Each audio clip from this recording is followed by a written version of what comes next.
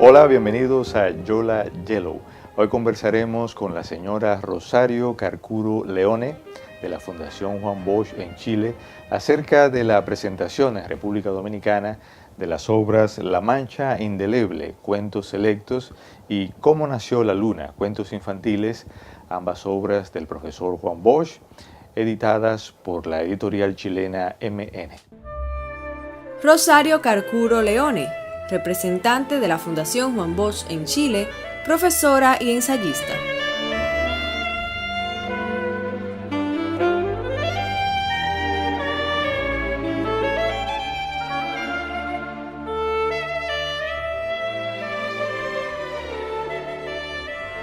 Doña Rosario, en la introducción del programa hemos dado unas pinceladas sobre usted, pero nos gustaría conocerla un poquito mejor.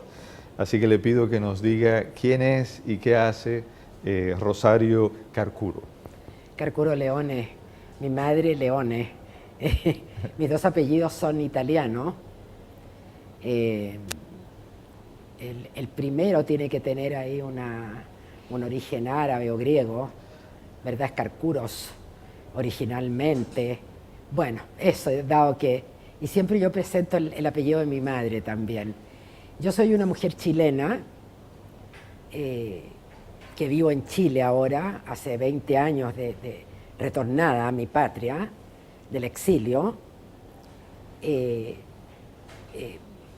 Soy profesora de castellano, ese fue mi título en la universidad, ¿verdad?, para la enseñanza media. Después tengo una especialidad en literatura. Tengo una maestría en literatura latinoamericana, concretamente, con un primer año de doctorado que no terminé porque volví a Chile, en ese tiempo estaba en Europa, a adherirme, ¿no es cierto?, a trabajar con el gobierno de la Unidad Popular, donde trabajé en el Ministerio de Educación, en educación de adultos. Entonces, posteriormente, he trabajado también en el tema de género. Estábamos conversando un poquito de eso, ¿verdad? Y concretamente en el tema de violencia de género. Actualmente, yo estoy retirada, actualmente estoy en un pequeño núcleo en Santiago de Chile que trabajamos con el tema del Caribe a través de la figura de Juan Bosch, a partir del centenario de su natalicio, que fue, ¿no es cierto?, en junio de 2009. Ahí arrancamos nosotros con una cantidad de actos conmemorativos por esos 100 años.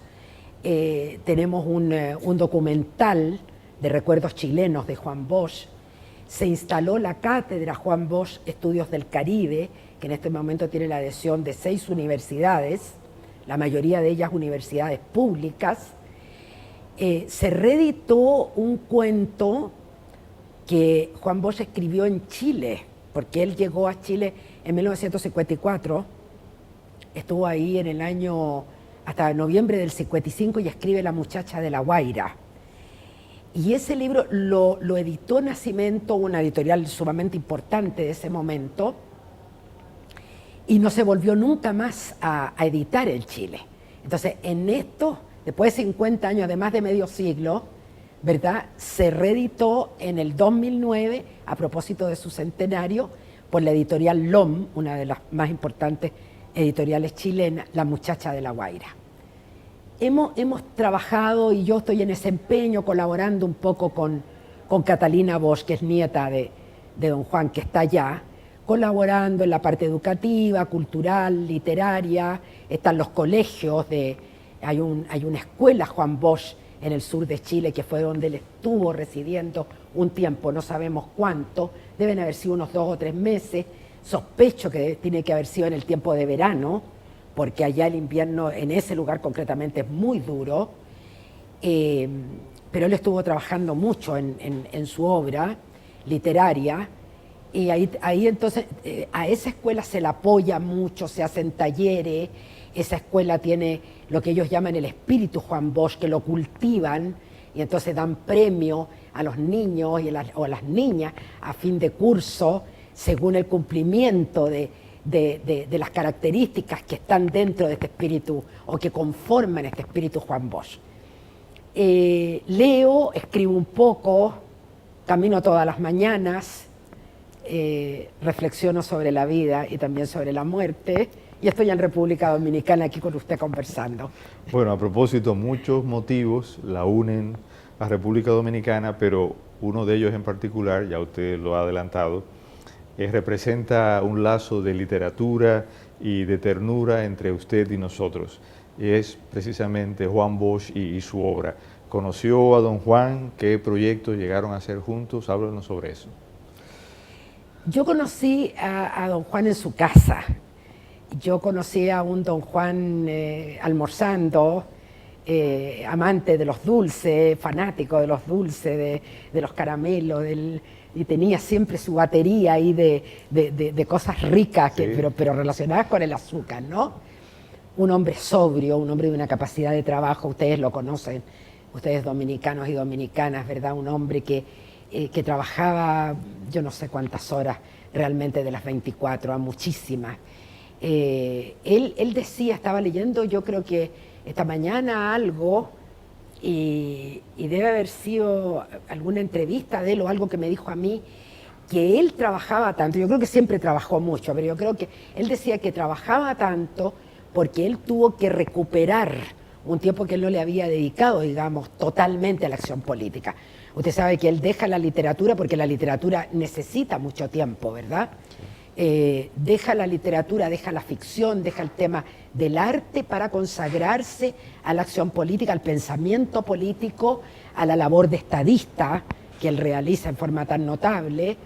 Pero entonces yo conocí a ese don Juan cotidiano, amoroso, tierno con los niños, con los animales, cuestión que se nota en sus cuentos infantiles, un hombre que en pequeños detalles no soportaba la injusticia. Era casi una cuestión visceral, Luis, ¿no? Es que no soportaba ningún gesto de injusticia con respecto a nadie, y sobre todo si era un ser frágil, pequeño, desvalido. Ahí yo creo que está el meollo con el que él nace, el meollo que permite el desarrollo de esa potente, ¿verdad?, figura que es con respecto a la libertad, con respecto a la democracia, a buscar siempre caminos que perfeccionaran ese sentido y que ayudaran a los pueblos, ¿verdad?, a poder organizarse y a poder salir de la situación en que han vivido durante siglos, ¿verdad?, desde que él disque, como dicen ustedes, descubrimiento. Sí, ese don Juan era entrañable. Y al mismo tiempo, claro, cuando conversaba, cuando desarrollaba sus ideas, uno asistía igual a un hombre brillante, pues. Unos recuerdos preciosos de él, muy entrañables. Ya usted nos adelantó que él estuvo en Chile a mediados de los años 50. De los años 50, sí. Me gustaría que nos abundara más de su estadía en ese lugar que usted me dijo que se llama Molinos del Viento. Molinos de Viento, al sur sí, de Chile. Al sur de Chile. Ese es un lugar bien remoto, y en ese tiempo él no había avión para viajar ahí, no había línea aérea que llegara hasta ahí, él tiene que haber viajado en tren. Nosotros teníamos una potente red de ferrocarriles muy buena que la dictadura de Pinochet sacó de los rieles, sacó en forma muy, muy torpe, porque ese es un medio de comunicación extraordinariamente beneficioso para todo el mundo, ¿verdad? Y él entonces él llega a Valdivia, probablemente, que es la ciudad dentro ahí de la región, una ciudad muy importante, una ciudad y un lugar, una zona que tiene una potente colonización alemana, que cuando el terremoto y tsunami del 60, aquellos ríos entraron y toda aquella geografía se trastocó. Toda aquella geografía se trastocó de una manera impresionante. Es el terremoto, usted sabe, más fuerte de lo que se conoce en la historia de la humanidad, todo lo que está escrito, digamos, con grados 9,9, que es una cuestión, así no ha habido ningún otro, es el primero de esas características terribles.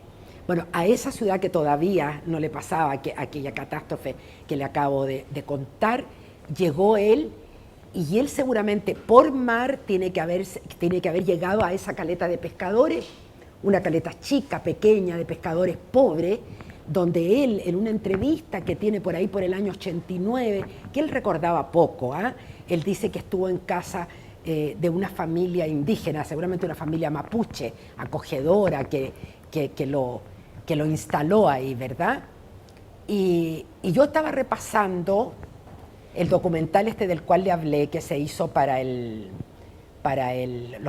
centenario del natalicio de Don Juan que hicimos en Chile, en que habla una señora vieja ya, de Molinos de Viento, viuda de un señor que murió de 113 años y que lo había conocido, y que parece que habían tenido una relación muy, muy bonita. Y ella cuenta algo de esa relación, porque parece que el viejo cuando hablaba decía, aquí vivió un hombre, un escritor muy importante, con la cabeza blanca, era un extranjero, hablaba el español distinto a nosotros. Y ese hombre, yo no sé, se fue un día, y se fue, parece que a México, y fue presidente.